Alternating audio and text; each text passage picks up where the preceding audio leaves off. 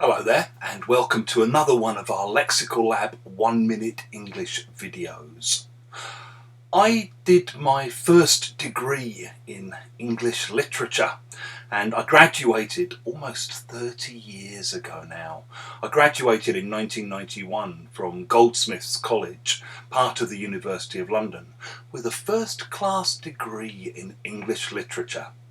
To be honest, when I decided to study English literature at university, I didn't have any great career plan in mind. I had no idea what it would help me do as a job. And when I graduated, I couldn't really see what kind of paid employment I might be suited for. The main things I seemed to be good at were sitting in pubs and talking about poetry, and there's not much money in that. Eventually, when I finally became an English language teacher a couple of years later, I realised that my degree had stood me in good stead. If something stands you in good stead, it helps you in your future.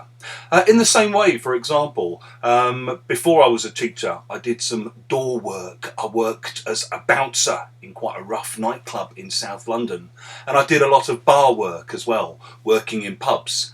And that was actually very helpful when I started teaching. It made me able to deal with crowds. It made me confident about talking to different kinds of people. It made me able to assert my authority in class.